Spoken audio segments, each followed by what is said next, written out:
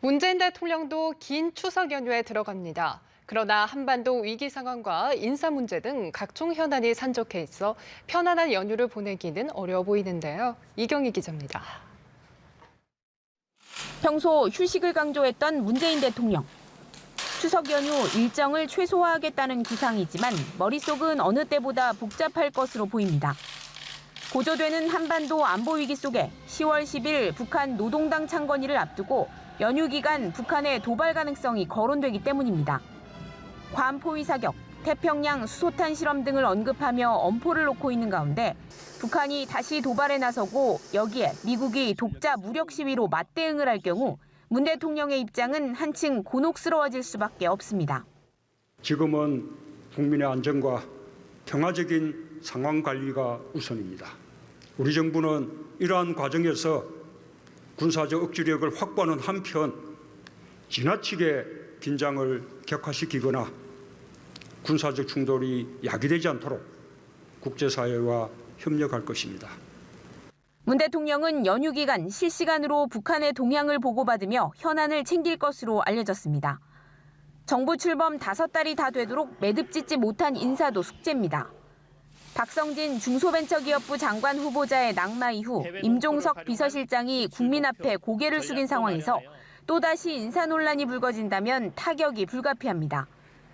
서두르지 않고 숙고하겠다는 입장이지만 박 후보자가 27번째 시도 끝에 어렵게 찾은 인사였음을 감안하면 적임자 찾기가 쉽지는 않을 것으로 보입니다. 여기에 더해 여야정 협의체 구성과 개혁 입법 처리 등을 위해선 야당과의 활발한 소통도 요구되는 상황입니다. 홍준표 대표가 단독 회담을 요구하고 있는 가운데 연휴 이후 자유한국당과의 관계 개선 노력에 나설지 주목됩니다. 연합뉴스TV 이경입니다. 북미 간 무력 충돌의 위기 국면이 이어지고 있는 가운데 열흘간의 추석 연휴가 시작됐습니다. 다음 달 10일 노동당 창건일을 앞두고 북한이 도발을 감행할 가능성이 거론되는데요. 군은 연휴 기간 고강도 대비 태세를 유지할 방침입니다. 이승국 기자입니다.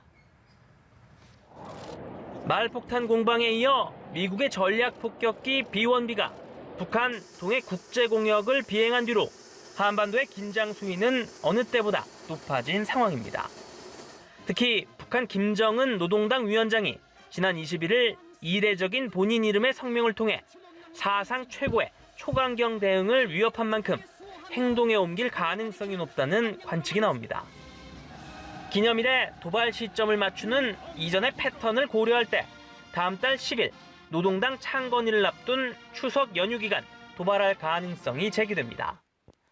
북한은 정권 수립일인 구구절을 엿새 앞둔 지난 3일 6차 핵실험을 벌였고 지난해에도 구구절에 맞춰 5차 핵실험을 감행했습니다. 북한은 늘 우리 휴일, 우리 연휴, 우리 대비체제가 좀 느슨해진 그 틈을 이용을 해서 도발을 해왔기 때문에 군 당국은 연휴 기간 내내 대북 경계 감시 태세를 빈틈없이 유지할 방침입니다. 송영무 국방부 장관과 육해공군 참모총장 등 각군 지휘부도 연휴 기간 접경 지역 등을 찾아 장병들을 격려하고 대비 태세를 점검할 계획입니다. 연합뉴스TV 이승국입니다. 문정인 대통령 외교안보 특보는 현지 시간으로 29일 독일 베를린에서 평창 동계올림픽을 계기로 북한은 핵과 미사일 활동을 중지하고 한국과 미국은 군사훈련을 축소하거나 중단해야 한다고 주장했습니다. 문 특보는 베를린 콘라드 아데나워 재단 등에서 공동 주최한 코리아 글로벌 포럼에서 개인적인 의견임을 전제로 이같이 말했습니다.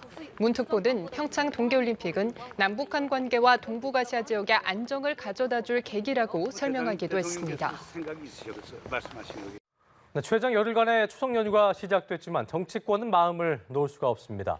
국정감사와 입법 예산 전쟁의 전략을 가다듬는 한편 한가위 민심 잡기를 위한 치열한 경쟁을 펼쳐야 하기 때문입니다. 홍재성 기자가 보도하겠습니다.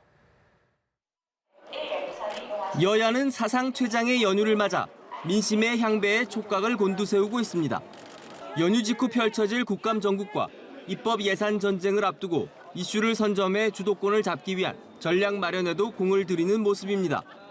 더불어민주당은 촛불 민심을 반영한 내년도 예산안을 순조롭게 처리하는 데 공을 들이고 있습니다. 내년도 예산안을 사람, 민생, 안보, 지방, 미래를 살리는 오생 예산안이라고 이름 붙이고 사람을 살리고 안보를 보장하는 데 꼭 필요하다는 점을 강조했습니다. 반면 자유한국당은 안보 위기가 정부의 실정에서 비롯됐다고 주장하며 당론인 전술핵 재배치 여론전에 집중하고 있습니다. 홍보물과 현수막, 정책 자료를 배포하고 연휴에도 전술핵 재배치 지지 서명 운동을 이어갈 방침입니다. 국민의당은 캐스팅 보트를 쥔 선명 야당으로서 존재감을 드러낸 사례를 홍보하는 데 주력하는 모습입니다. 이른바 호남 홀대론도 이슈화하는 한편 선거제도 개혁을 포함한 헌법 개정 필요성도 역설하고 있습니다.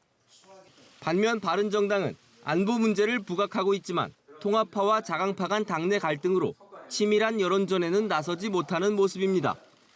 이 밖에 정의당은 민생 개혁을 주도하겠다는 쪽에 방점을 찍었습니다. 연합뉴스 TV 홍지성입니다. 북한 김정은이 이달 초 6차 핵실험을 감행한 이후 잇따라 민생 행보에 나서고 있습니다. 추석을 앞두고 애민 지도자의 모습을 보여주기 위한 것으로 보입니다. 이봉석 기자입니다. 북한 김정은 노동당 위원장이 군부대 산하 농장을 시찰했습니다. 농장은 벼와 옥수수 등을 재배하는 온실과 각종 과일 등 농작물을 시험 재배하는 연구소 등을 갖추고 있습니다. 김정은 동지께서 조선인민군 제810 군부대 산하 1116호 농장을 현지 지도하셨습니다. 짧은 기간에 현대적인 연구소와 온실, 수십 동의 살림집을 훌륭히 건설했으며 김정은은 작년 9월 5차 핵실험 직후에도 이곳을 찾은 바 있습니다. 810 군부대는 보급 사업을 전문으로 하는 부대로 알려져 있습니다. 김정은은 특히 농장에서 시험 재배한 채소 작물에 큰 관심을 나타내면서 단백질이 많이 함유돼 있다는 의미에서 단백초라고 직접 이름을 짓기도 했습니다. 김정은은 이달 3일 6차 핵실험을 감행한 이후 과수원과 농장 시찰 등 민생 행보에 집중하고 있습니다. 추석을 앞두고 애민 지도자의 이미지를 부각시키려는 의도로 분석됩니다. 다만 우리나라의 올해 추석 연휴가 열흘이나 되는 것과 달리 북한에서는 추석 당일 하루만 공휴일입니다.